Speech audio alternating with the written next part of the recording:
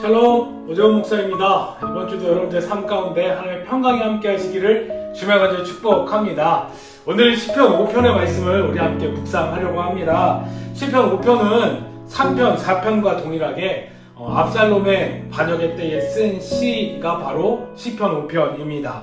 성경학자들의 말에 의하면은 압살롬이 반역했다라고 한 소식을 듣자마자 그때를 생각하며 쓴 시가 바로 시편 5편이다라고 이야기합니다.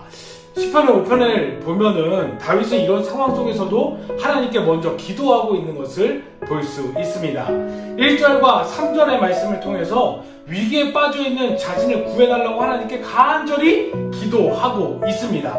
또한 4절과 6절을 통해서 자신의 기도를 들어주시는 하나님께서 하나님은 악을 미워하시는 공의의 하나님이시다라고 찬양하고 있는 것을 볼 수 있습니다. 그러면서 7절부터 10절의 말씀에서 악을 미워하시는 공의의 하나님께서 나를 향한 모든 대적들의 공격을 반드시 지켜주옵소서라고 기도하고 있는 것을 볼 수 있습니다. 그러면서 마지막 11절부터 12절에서 다윗이 고백하기를 그렇기에 공의의 하나님께서 나를 반드시 지켜주시고 인도하여 주실 줄 믿습니다 라고 하며 찬양하며 기도하며 마치는 시가 바로 시편 5편이다 라고 이야기할 수 있습니다.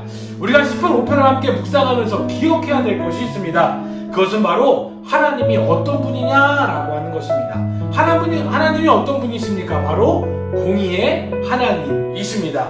의인은 보호하시고 악인은 심판하시는 하나님의 성품을 가지신 분이 바로 하나님, 공의의 하나님이심을 말씀하고 있습니다. 그렇다면 의인은 누굽니까? 그렇다면 악인은 누굽니까? 의인은 바로 하나님의 의를 따르는 백성이다 라고 이야기할 수 있고, 악인은 이와 반대로 하나님의 말씀을 따르지 않고 하나님과 반하여 자기 멋대로 살아가는 자들을 이야기하고 있습니다. 즉 시편 5편을 통해서 우리가 기억해야 될 것은 하나님께서는 하나님의 의로 구원받은 자들을 반드시 구원하신다 라고 하는 것이 바로 다윗의 기도임을 우리는 기억해야 될 줄 믿습니다. 이것이 무슨 뜻을 의미하고 있습니까? 우리가 하나님의 의로 구원받은 하나님의 자녀라고 하는 사실 하나만 확신한다고 한다면 우리는 어떤 상황, 어떤 환경에서도 하나님께서 반드시 지켜주실 것임을 성경이 약속하고 있다라고 하는 것입니다. 내가 무엇을 잘하기 때문에 하나님께 뭘 잘해드렸기에 내가 구원받는 것이 아니라 하나님의 자녀라고 하는 이 확신 하나만으로도 하나님께서 나를 어떤 상황 가운데서도 구원하여 주시는 분이심을 성경은 말씀하고 있다라고 하는 것입니다. 그렇게 사랑하는 믿음의 동역자들이요, 다윗이 위기 상황 속에서 기도할 수 있었던 이유가 바로 여기에 있음을 우리는 기억해야 될 줄 믿습니다.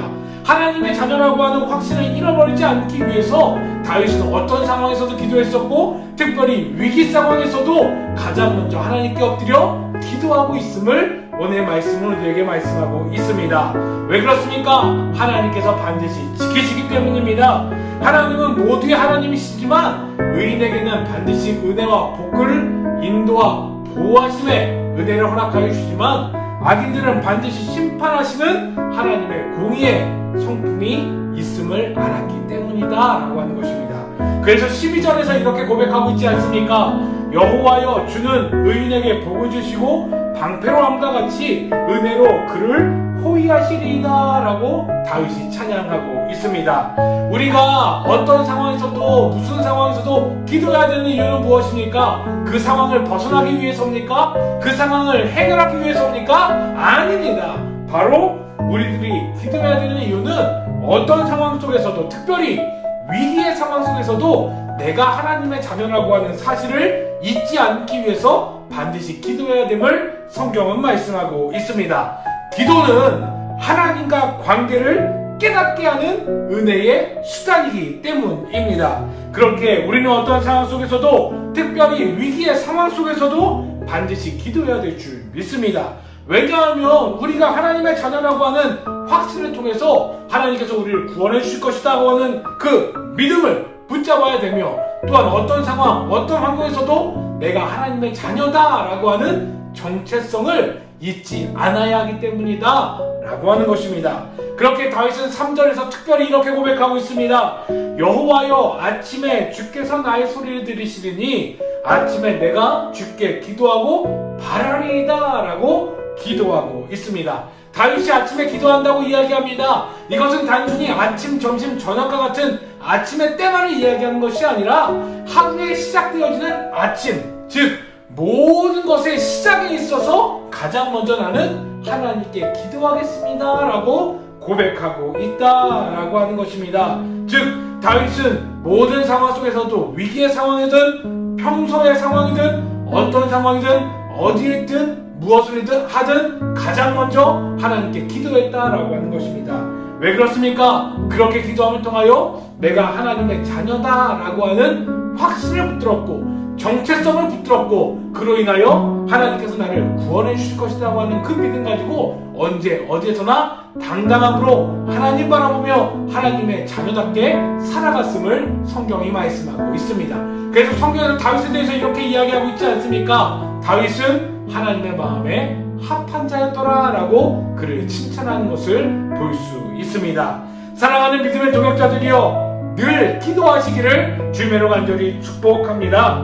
특별히 무엇을 시작할 때에 반드시 기도로 시작하시는 여러분들 되시기를 주님으로 간절히 축복합니다. 그래야 하루의 시작, 일주일의 시작, 일의 시작, 만남의 시작, 내가 어디서 무엇하든 어떤 자리에 있든 어느 곳에 있든 반드시 기도로 여러분들의 삶을 시작하시는 복된 여러분들 되시기를 주님으로 간절히 축복합니다. 또한 기도함을 통하여 여러분들의 정체성, 하나님의 자녀라고 하는 사실을 반드시 기억하시기를 주님으로 간절히 축복합니다. 요즘 같은 시대에 많은 뉴스를 통하여 교회가 많은 어려움을 겪고 있고 믿는 자들이 참으로 어려움을 겪고 있습니다. 그 어려움을 겪는 가장 큰 이유는 무엇일까요? 제가 생각하기에는 오늘 말씀을 통하여 여러분들이 전해드리기는 바로 우리가 하나님의 자녀라고 하는 정체성을 잃어버렸기 때문이다 라고 하는 것입니다. 어디에서나 하나님의 자녀라고 하는 정체성, 하나님의 의로, 하나님의 사랑으로, 하나님의 은혜로 구원받았다라고 하는 우리의 그 정체성을 우리가 회복한다면 반드시 우리는 어디에서나 하나님이 말씀하신 것처럼 세상의 빛과 소금의 역할을 감당하게 될 줄 믿습니다. 그렇게 사랑하는 여러분들, 단순히 기도함을 통하여 내가 이것을 벗어나야지, 이거를 구원해 주시겠지 라고 하는 것으로만 끝나는 것이 아니라 언제 어디에서나 기도하심을 통하여, 기도를 시작하심을 통하여 내가 하나님의 자녀를 확신하고 또한 그렇게 하나님께 나를 빛과 소금의 역할로 감당하여 주실 것이며 또한 이를 통하여 나에게 구원의 역사를 행하여 주실 것이다 라고 하는 그 믿음 가지고 일주일의 삶을 살아가시는 여러분들 되시기를 주님으로 간절히 축복합니다.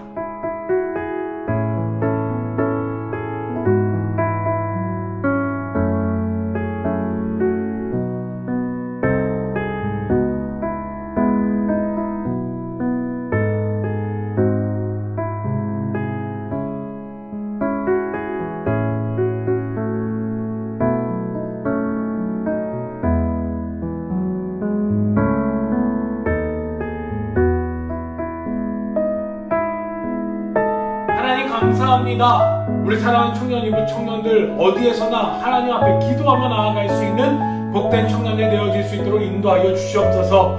다윗이 하나님의 자녀임을 확신하며 어떤 상황, 위기의 상황, 힘든 상황에서도 기도함을 통하여 이겨냈던 것처럼 우리도 하나님께 어떤 상황, 어떤 모습 속에서도 반드시 기도함을 통하여 하나님 앞에서 하나님의 자녀라고 하는 사실을 꼭 기억하며 나아갈 수 있는 우리들이 되어질 수 있도록 인도하여 주시옵소서. 그리하여 어디에서나 하나님의 자녀답게 세상의 빛과 소금의 역할을 감당할 수 있는 우리들이 될 수 있도록 인도하여 주시고 어떤 상황, 어떤 환경 가운데서 나를 구원하여 주시는 하나님의 놀라운 은혜를 누리며 나아갈 수 있는 복된 주의 청년들이 될 수 있도록 인도하여 주시옵소서.